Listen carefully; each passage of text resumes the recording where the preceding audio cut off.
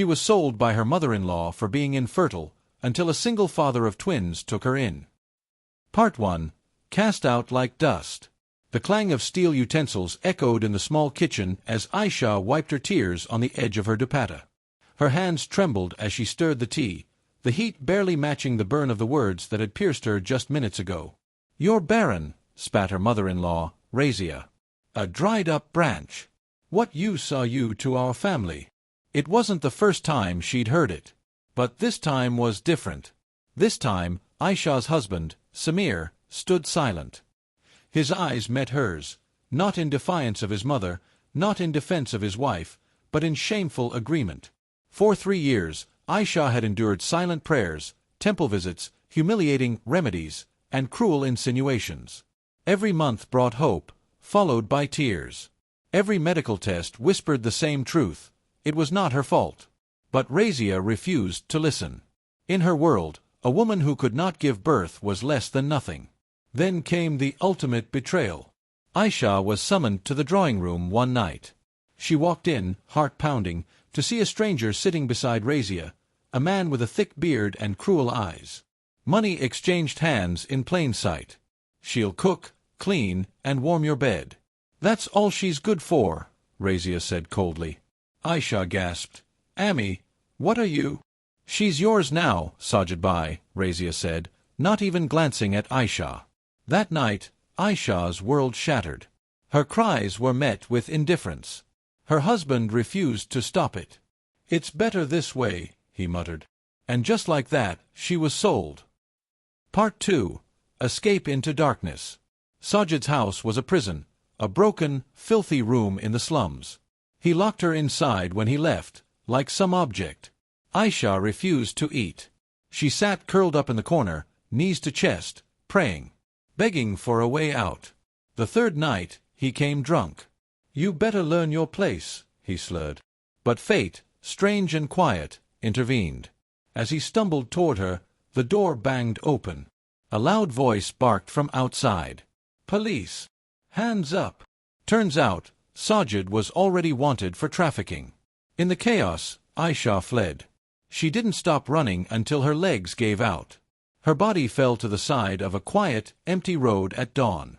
Dirty, broken, barefoot, and sobbing. She didn't even know where she was. But at least she was free. Part 3. The Man with Tired Eyes. Morning light painted the horizon in dusty gold. A little blue van slowed to a halt near the figure on the roadside. A man stepped out, tall, lean, with deep tiredness under his eyes.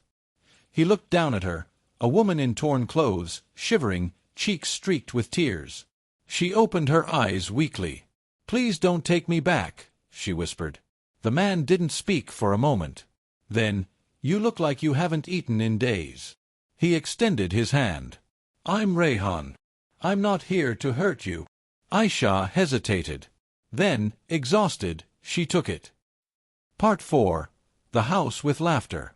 Rayhan's house was small but full of life.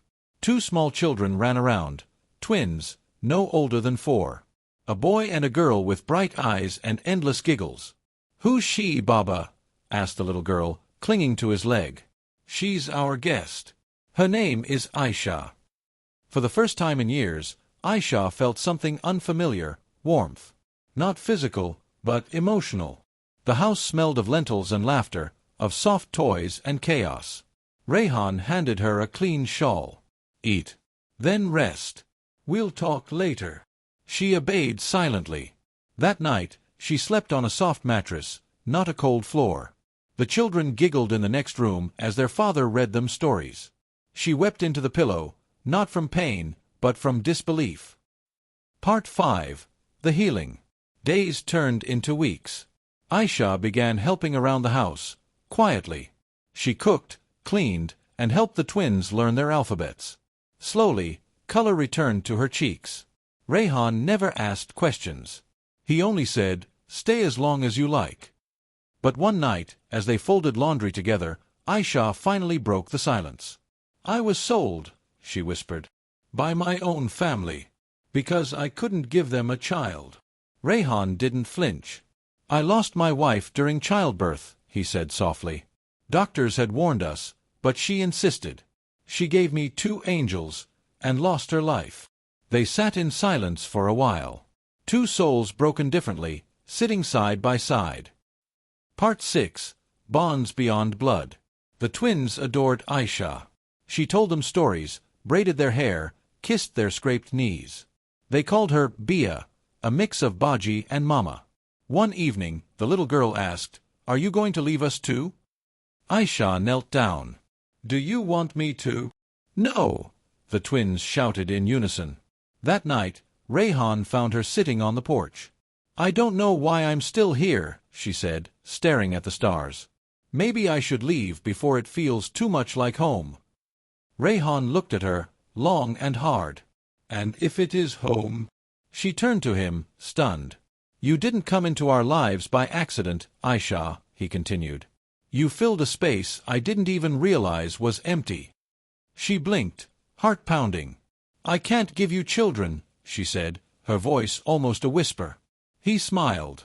"You already gave me a family." Part 7. A New Beginning.